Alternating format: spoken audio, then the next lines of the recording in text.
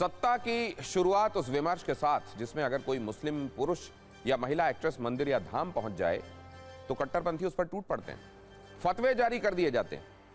आज कुछ ऐसा ही बॉलीवुड की एक्ट्रेस नुसरत भरूचा के साथ हो रहा है, जो उज्जैन के महाकाल मंदिर क्या पहुंची। कट्टरपंथियों की तमाम प्रजातियों में बेचैनी की लहरें उठने लगी।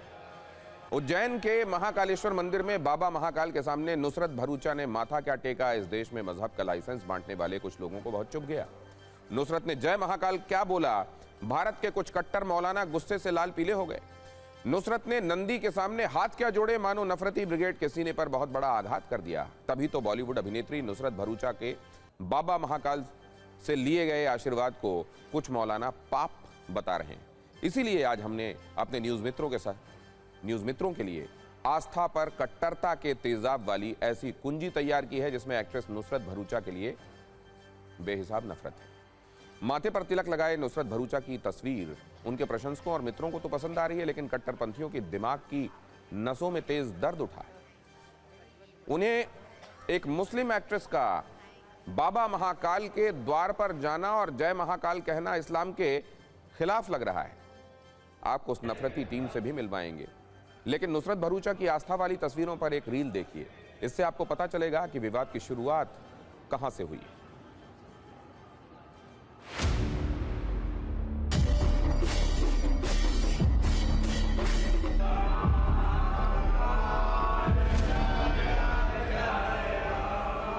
जय श्री महाकाल। मैं दूसरी बार आई हूँ और ये न्यू ईयर का टाइम है और फिर भी दर्शन करने पहुँची हूँ और सबने बहुत ही प्यार से और बहुत ही संभाल के, नॉट जस्ट मुझे बट जितने भी भक्त आए आज, क्योंकि न्यू ईयर का टाइम में इतनी भीड़ है, इतने लोग श्रद्धा से आते हैं। साल खत्म हो रहा है, नया साल शुरू करने जा रहे हैं और सब बस आशीर्वाद लेने आते हैं और उन्होंने इतने अच्छे से पूरी अरेंजमेंट की है, सबको लेके आए हैं, बहुत प्यार से सबका दर्शन हुआ है।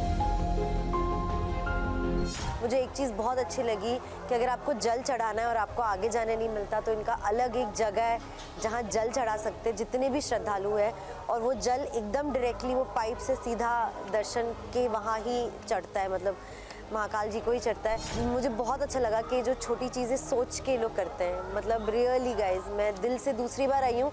मेरा मन करता है बस अब आती रहूँ हर साल। और जय महाकाल। नुसरत भरूचा की आस्था वाली यही रील देखकर कुछ मौलाना गुस्से में हैं। सोशल मीडिया पर भी कट्टरपंथियों की टोली एक्ट्रेस के साथ शब्दों वाली बदसलूकी शुरू कर चुकी है।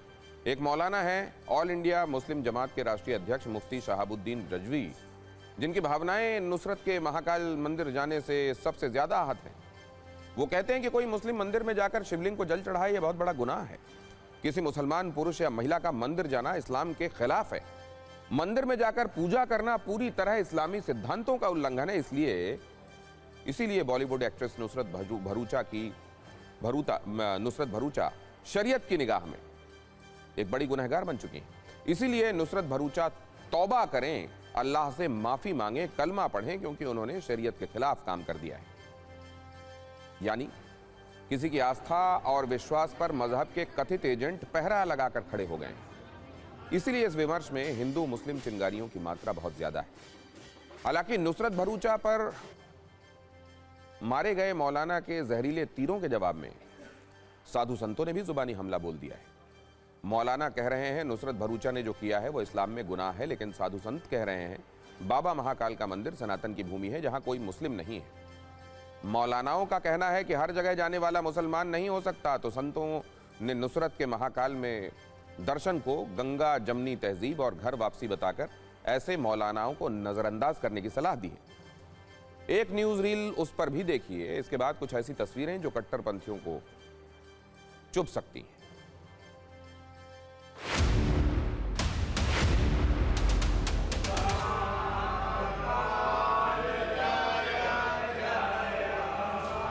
उज्जैन के महाकाल मंदिर में जाकर के पूजा पाठ की, जल चढ़ाया, दर्शन किए, अपने ऊपर चादर ओढ़ी, माथे पे कशका लगाया। ये तमाम चीज़ें जो उन्होंने की हैं, ये शरीयत की नज़र में गुनाह है और सबसे बड़ा गुनाह है। ये गुनाह अजीम है। उन्होंने शरीयत के उसूलों का उल्लंघन किया, इसलिए उन पर हुक्म आयद होता है शरीयत का कि वो तौबा करें, इस्तगफार करें और कलमा पढ़ें। सनातन की भूमि है और कोई मुसलमान यहाँ नहीं है, सब हिंदू हैं। ये दिमाग से मजहबी जो कीड़ा है इनका चला जाना चाहिए। ये पंथ के लोग हैं और ये जबरदस्ती मुसलमान बन गए हैं। कोई भी मुसलमान नहीं है। अगर उन्होंने जल चढ़ाया है तो स्वागत योग्य है।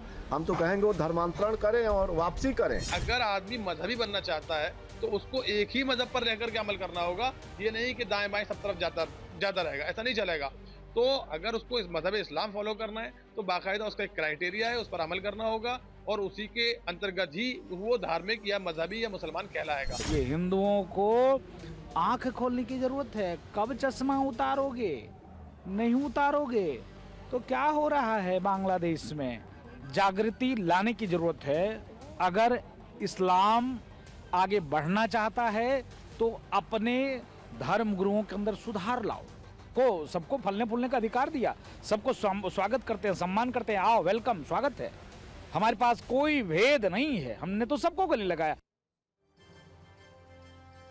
वैसे ऐसा पहली बार नहीं है कि बॉलीवुड की एक्ट्रेस नुसरत भरूचा उज्जैन में बाबा महाकाल का आशीर्वाद लेने के लिए पहुंची हैं।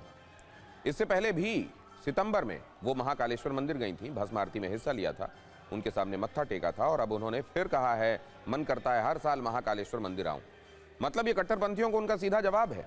इसके अलावा नुसरत भरूचा केदारनाथ मंदिर भी जा चुकी हैं। आस्था की उन तस्वीरों ने भी नफरती ब्रिगेड को बड़ा परेशान किया था। जो आज नुसरत भरूचा के साथ हो रहा है, 2 वर्ष पहले ऐसा ही बॉलीवुड एक्ट्रेस सारा अली खान के साथ भी हुआ था। जब वो केदारनाथ धाम गई थी तब भी उनकी तस्वीरें देखकर मजहब के नाम पर ज्ञान बांटने वाले गिद्ध उन पर टूट पड़े थे।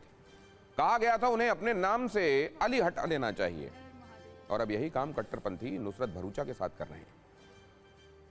अब नजरिया 9। सत्ता के न्यूज मित्रों को आज जानना चाहिए कि हम विरोध करने वालों को कट्टरपंथी क्यों कह रहे हैं। सवाल सिर्फ किसी की धार्मिक आजादी का नहीं है, सवाल सेलेक्टिव मानसिकता और किसी की आस्था को चुन चुनकर टारगेट करने का भी है। सच यही है कि कोई भी इंसान मजहबी पाबंदी की जंजीरों में जकड़ा नहीं है, इसीलिए मुट्ठी भर कट्टरपंथी अपने नफरती विचारों से किसी की आस्था को कंट्रोल कर नहीं सकते। सत्ता में अब ज्यादा बच्चा पैदा करो वाली राजनीतिक संस्करण की बात करते हैं, जिसमें एक पक्ष हिंदू है और दूसरा मुस्लिम। पिछले कुछ दिनों से लगातार ऐसी अपील की जा रही है कि मुस्लिमों की आबादी तेजी से बढ़ रही है, इसलिए हिंदुओं को ज्यादा बच्चे पैदा करने चाहिए, इससे जनसंख्या संतुलन बना रहेगा। इस अपील को करने वालों की लिस्ट में अब असम के सीएम हेमंत बिस्वा शर्मा का नाम भी जुड़ गया है। उन्हें ऐसा लगता है कि हिंदुओं की आबादी लगातार कम हो रही है, इसलिए हिंदुओं को कम से कम 2 बच्चे पैदा करने चाहिए और अगर वो सक्षम हैं तो 3 बच्चे तो जरूर पैदा करना चाहिए। आगे उन्होंने मुसलमानों को 7 या 8 बच्चे पैदा न करने की सलाह दी है और कहा है कि हिंदू अगर कुछ और बच्चे पैदा नहीं करेंगे तो परिवार की देखभाल करने वाला कोई नहीं होगा। हेमंत बिस्वा शर्मा का यह बयान काफी तीव्र गति से वायरल हो रहा है और उतनी ही तेजी से इस पर प्रतिक्रिया आ रही है। विपक्षी दल उन पर डराने वाली राजनीति करने का आरोप लगा रहे हैं। एक बार हेमंता का बयान और उस पर प्रतिक्रिया दोनों सुनिए।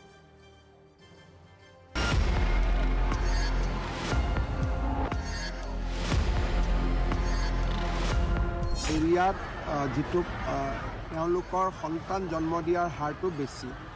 আমাৰ হিন্দু মানুহৰ মাজত সন্তান জন্ম দিয়াৰ হাৰটো কমি কমি গৈ আছে। গতিকে এই পাৰ্থক্যটো আছে। সেইকাৰণে আমি সকলো হিন্দু মানুহক কওঁ যে আপোনালোকে এজন সন্তানত নাথাকিব, অন্ততঃ 2জন জন্ম দিব লাগে। গতিকে যোনে পাৰে 3জনো জন্ম দিব লাগে। মুছলিম মানুহক আমি কওঁ যে 8টা 7টা নিদিব, কম কৰিব। হিন্দুক আমি কওঁ যে অলপ বেছিকৈ সন্তান কৰক, নহ'লে ঘৰখন চাবৰ কাৰণে কোনো নোহোৱা হ'ব। असम के मुख्यमंत्री हेमंत कुमार बिस्वा शर्मा आसाम के डेमोग्राफी चेंज होने की बात कर रहे हैं। ये झूठ बोल रहे हैं और ये हकीकत के खिलाफ है।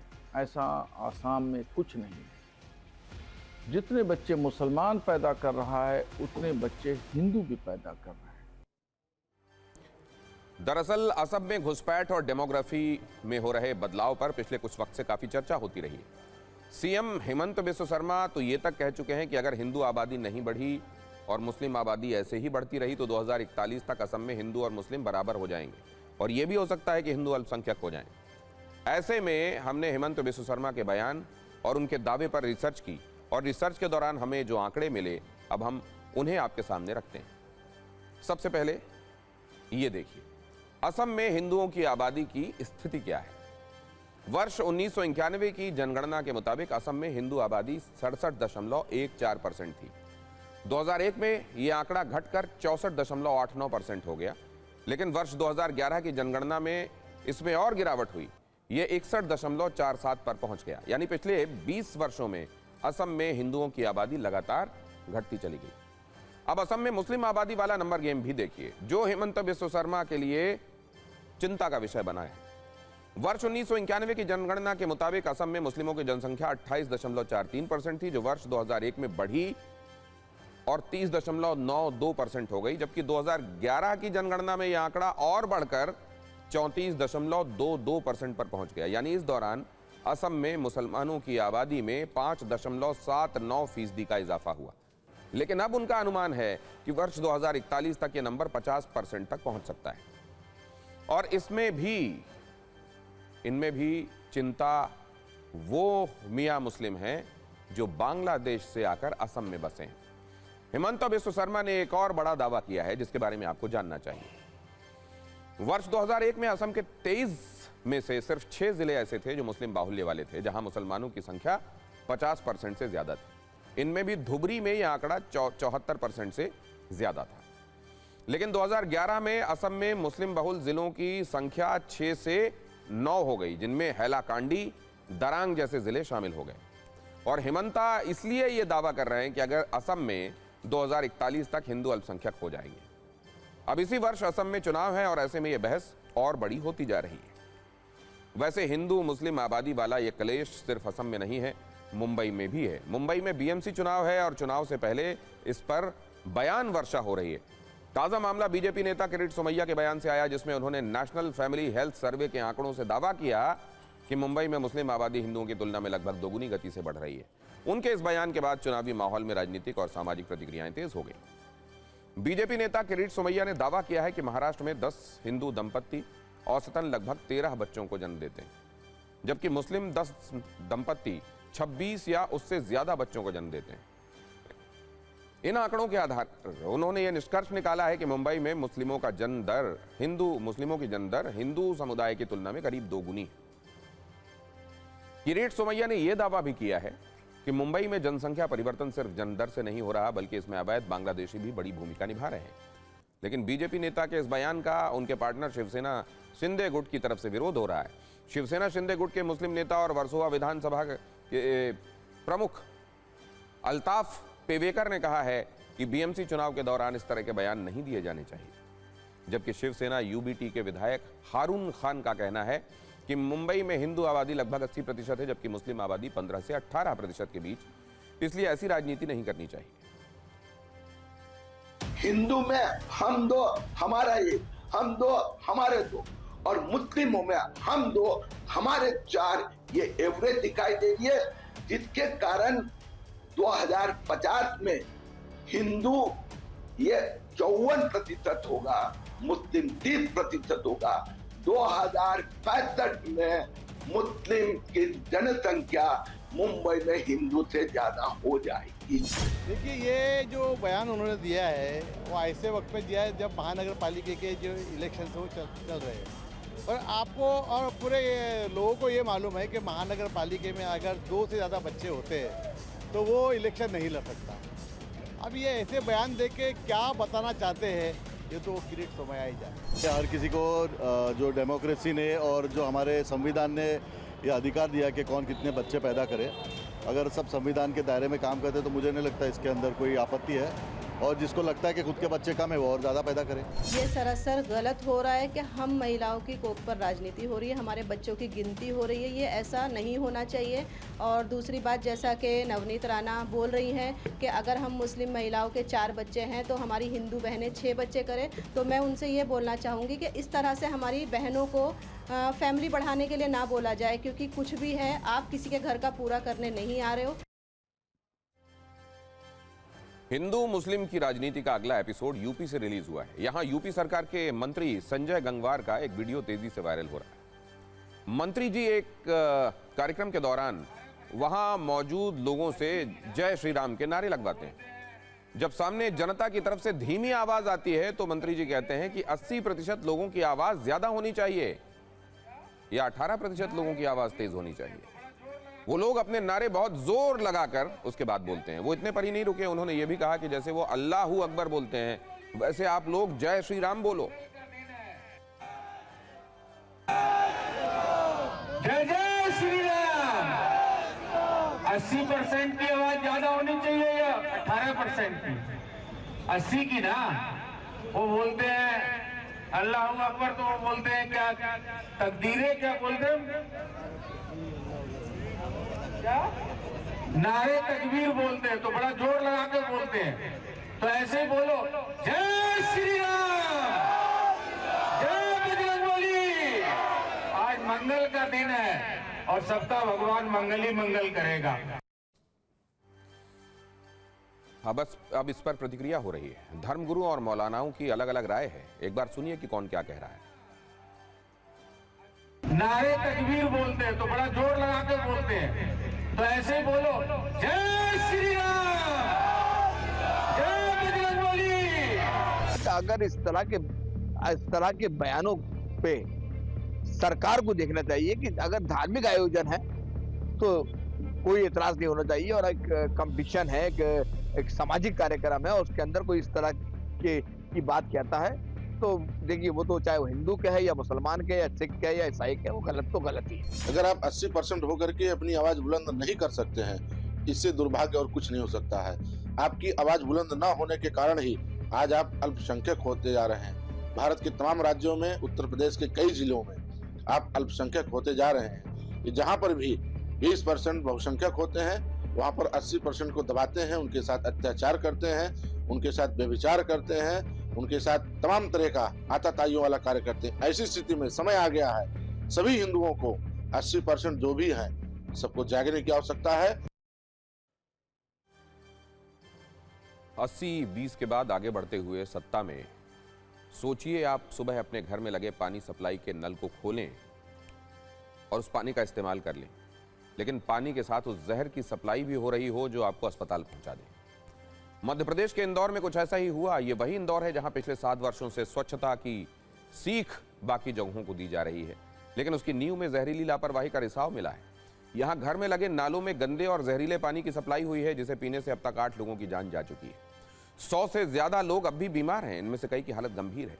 जब हम इंदौर की इस खबर को देखते हैं तो हमारा ध्यान आंकड़ों पर जाता ही है। 8 की मौत, 100 से ज्यादा बीमार। लेकिन ये सिर्फ मौत और बीमारों की गिनती नहीं, ये 31 दिसंबर और न्यू ईयर वाले मूड की खबर भी नहीं है। हो सकता है इसे आप न्यू ईयर पर मूड खराब करने वाली खबर के तौर पर देखें, लेकिन इस खबर को आंकड़ों की गिनती से आगे बढ़ाकर देखिए, क्योंकि ये वाटर सप्लाई क्राइसिस से जुड़ी हुई खबर है। यह खबर हर उस भारतीय शहर की है जहां सुबह नल की आवाज के साथ घर जागता है। इंदौर में जो हुआ उसने ये शक पैदा कर दिया है कि देश में कहीं भी ऐसी जहरीली मौत की सप्लाई हो सकती है। अब जब आप अपने घर का नल खोलेंगे तो पानी तो आएगा, लेकिन शायद वो भरोसा नहीं आ पाएगा। इसलिए आज मौत की सप्लाई वाले इस सिस्टम पर हमने एक खास कुंजी तैयार की है। दरअसल इंदौर के भगीरथपुरा इलाके में दूषित पानी पीने से लोग बीमार हो रहे हैं। अब तक 8 लोगों की मौत की पुष्टि हो चुकी है। इन मरीजों को उल्टी, दस्त और बुखार की शिकायत हुई। बताया जा रहा है कि इस इलाके में कई दिनों से दूषित पानी की सप्लाई हो रही थी। 15 दिनों से इस बारे में शिकायत की जा रही थी। 1 हफ्ते से लोग बीमार पड़ रहे थे, लेकिन वक्त रहते इस तरफ ध्यान ही नहीं दिया गया। जब मामले बढ़ने लगे तो सिस्टम एक्टिव हुआ। कई घरों का सर्वे किया गया, हजारों लोगों के स्वास्थ्य की जांच की गई, डॉक्टर्स और स्वास्थ्य विभाग की टीमें तैनात कर दी गई, मरीजों के फ्री इलाज का ऐलान हुआ और कई अधिकारियों के खिलाफ एक्शन भी ले लिया गया।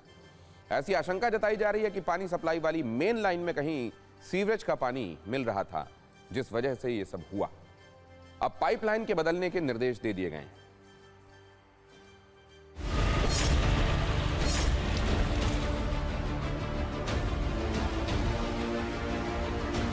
भगीरथपुरा में गंदा पानी पीने के कारण कई वहां के रहवासी बीमार हो गए और उन्हें इंदौर के एक निजी हॉस्पिटल में भर्ती किया गया। ये आप देख सकते हो, जो मरीज है वो उनका इलाज इंदौर के ही निजी हॉस्पिटल में किया जा रहा है। ये उल्टी, दस्त, घबराहट होना, यहीं लेटे हुए थे सुबह 7 बजे। अच्छे रात को थोड़ा ठीक भी दिख रहे थे, एकदम से सुबह शांत हो गए। ये तकलीफ, ये पानी पीने के चक्कर में उल्टी, दस्त, सल्लू हुए सबको, ये सब भगीरथपुरा के ही।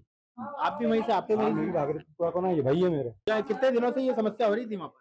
ये करीबन 4-5 दिन से। सारी बीमारी गैस्ट्रोएंटेराइटिस हो रहा है, उसमें उल्टियां हो रही है और दस्त काफी लग रही है, पेशेंट को डिहाइड्रेशन हो रहा है और पेशेंट का बिल्कुल ही ब्लड प्रेशर और पल्स बहुत ही कम से पेशेंट हमारे पास आ रहे हैं। ये फूड पॉइजनिंग से हो सकती है, पानी की खराबी से हो सकती है, दूषित खाना खाने से हो सकती है। हमारे साथ जो 2 दिन पहले बीमार हुई थी, उनको इलाज के बाद घर लाया गया, वो मौजूद है हमारे साथ, बात करते थे। क्या हुआ था? उल्टी दस्त हुए थे मुझे, मेरा सर दर्द वगैरह हुआ था, पानी पीने के कारण ही हुआ है मेरा सर दर्द और उल्टी दस्त। ये अचानक से मुझे हुआ था, ये मतलब वो पेट में अचानक से गड़बड़ी हो गई थी, पूरा दिन में एकदम मरने की अवस्था हो गई। और पूरी कॉलोनी में कितने लोग बीमार हुए? पूरे कॉलोनी में तो हमारी जान में तो 10-15 जने हो गए, एक शांत हो गई डोकरी अम्मा। कितने? इंदौर में जो कुछ हुआ उससे सरकारी वाटर सप्लाई से भरोसा टूट सकता है, और जब भरोसे की सप्लाई रुकती है तो एक बहुत बड़ा बाजार मुस्कुराता है। जब नल से गंदा पानी आने का डर होता है तो बाजार में शुद्धता बेचने वाली कंपनियों का मुनाफा कई गुना बढ़ जाता है। जब तक नल से दूषित पानी आने का डर होगा तब तक टैंकर माफिया का धंधा खूब चलेगा। यानी एक ऐसा डर है जो पीने के पानी को अधिकार नहीं, एक महंगा प्रोडक्ट बना देता है। ऐसा तब होता है जब सारे नियम और मानक भुला दिए जाते हैं। भारत में सप्लाई वाटर की गुणवत्ता और पाइपलाइनों के रखरखाव को लेकर मानक तय हैं। Bureau of Indian standard supply वाले पानी के केमिकल, फिजिकल और बायोलॉजिकल पैरामीटर्स तय करते हैं। BIS की गाइडलाइंस कहती हैं कि उपभोक्ता के नल तक पानी की गुणवत्ता सुनिश्चित करना एजेंसी की जिम्मेदारी है, फिर वो सरकारी हो या प्राइवेट।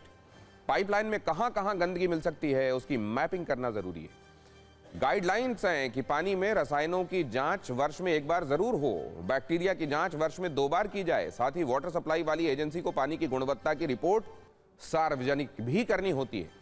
वाटर सप्लाई वाली पाइपलाइंस के रखरखाव के मानक भी तय हैं, जिनके मुताबिक वाल्व, एयर वाल्व की रोजाना जांच हो ताकि लीकेज फौरन पकड़ा जा सके।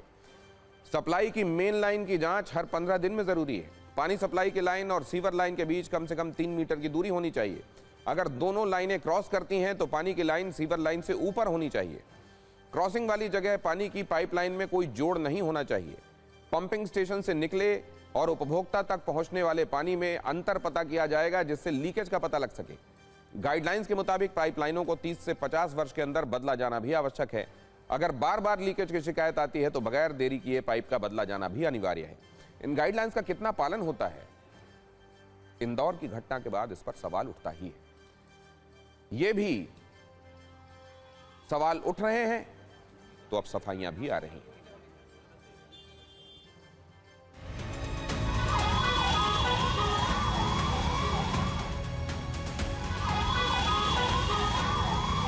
जांच की जा रही है, एक कमेटी बना दी। बाकी हमारी चिंता तो ये है कि जितने पेशेंट हैं वो पेशेंट का इलाज अच्छा हो जाए और पेशेंट्स की संख्या आना कम हो जाए। कितनी मौतें अभी तक हो चुकी है? अभी हम इसके ऊपर कोई ऑफिशियल नहीं कर सकते। जांच कमेटी बना दी है, वो जो रिपोर्ट देगी इतना भी बड़ा अधिकारी उसके खिलाफ कार्रवाई करेंगे। 100 से अधिक लोग घायल हैं भाई, उसके बारे में मुझे लगता है कि प्रशासन उसके बारे में पूरी चिंता कर रहा है।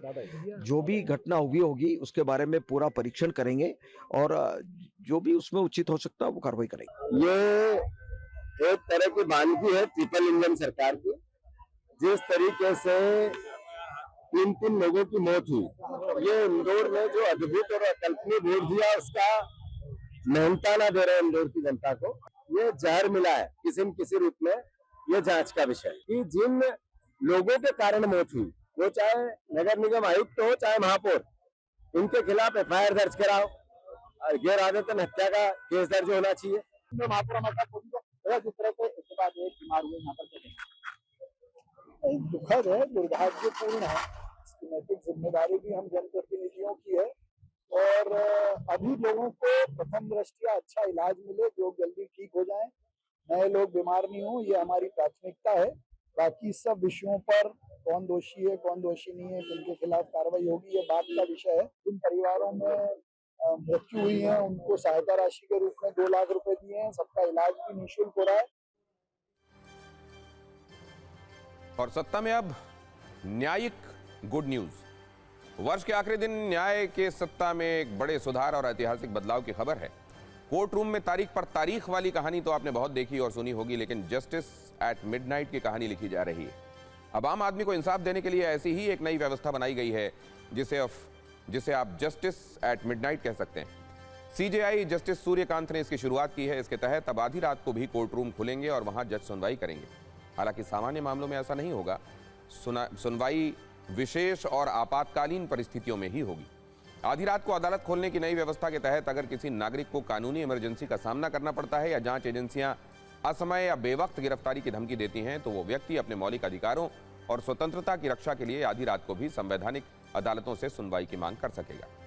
चीफ जस्टिस ऑफ इंडिया ने कहा कि उनका प्रयास है कि सुप्रीम कोर्ट और हाई कोर्ट को जन अदालतें बनाया जाए, जहां कानूनी इमरजेंसी में कार्य अवधि के बाद किसी भी समय संपर्क किया जा सके।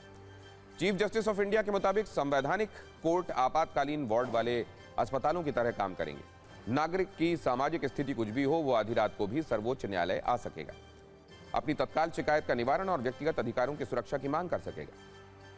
यहां कुछ चीजें नोट करने वाली हैं। ऐसा नहीं है कि कोई भी आधी रात को सुप्रीम कोर्ट या हाई कोर्ट पहुंच जाएगा। इसके लिए उन शर्तों का होना जरूरी है जिनका जिक्र सीजेआई ने किया है। पहली बात, याचिकाकर्ता देश का नागरिक होना चाहिए। दूसरी बात, यह व्यवस्था कानूनी इमरजेंसी या मौलिक अधिकारों के हनन जैसी परिस्थितियों के लिए ही होगी। तीसरी बात, मिडनाइट जस्टिस वाला नियम सुप्रीम कोर्ट के साथ हाई कोर्ट के लिए भी लागू होगा। चीफ जस्टिस ऑफ इंडिया ने अपने बयान में संवैधानिक कोर्ट कहा है। सुप्रीम कोर्ट और हाई कोर्ट को संवैधानिक कोर्ट भी कहा जाता है क्योंकि उनके पास इसकी व्याख्या करने का अधिकार होता है। इस नए सिस्टम को लेकर अभी कई सवालों के जवाब मिलने बाकी हैं। जैसे, क्या ऐसी कोई परमानेंट बेंच बनाई जाएगी जो हर दिन रात को बैठेगी? क्या इसके लिए जजों की अलग से ड्यूटी लगाई जाएगी? इस तरह की पीठ में याचिकाकर्ता अपील कैसे कर सकेगा? वैसे आज जिस मिडनाइट जस्टिस की इतनी चर्चा हो रही है, उसकी झलक सुप्रीम कोर्ट पहले भी कुछ मौकों पर दिखा चुका है। मार्च 2020 निर्भया गैंगरेप केस में दोषियों की फांसी की सजा के खिलाफ दायर याचिका पर सुनवाई के लिए देर रात को सुप्रीम कोर्ट खोला गया था।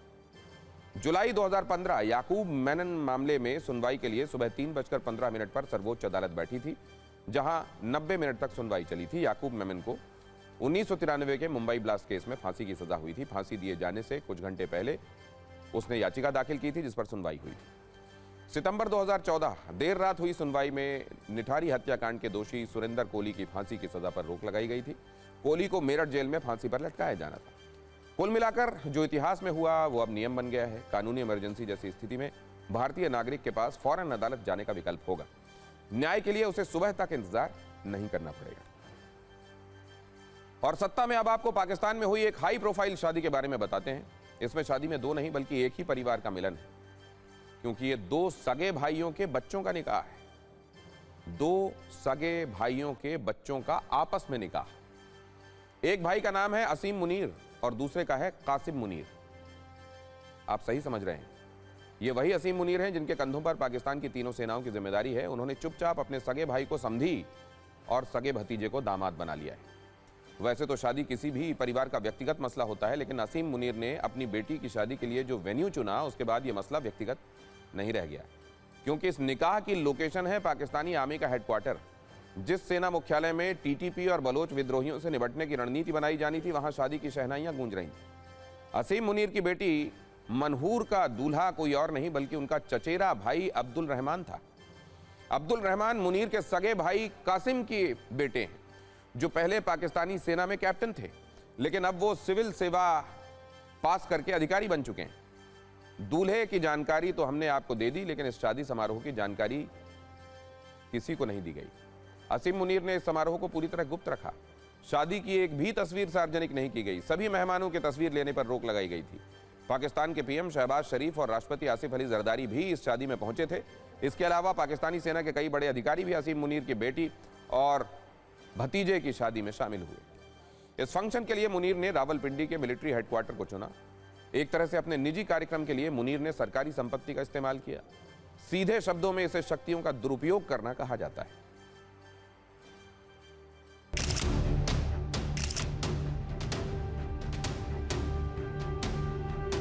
कुल मिलाकर इस शादी ने दुनिया को पाकिस्तान की हकीकत एक बार फिर से समझा दी।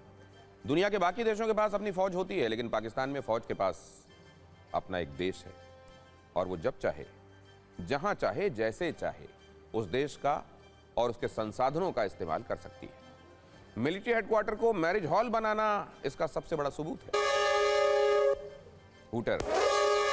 इस वर्ष के आखिरी दिन सत्ता में ये आपसे आखिरी मुलाकात, लेकिन कल ही अगले वर्ष के पहले दिन आपसे सत्ता में पुनः मुलाकात होगी। नमस्कार।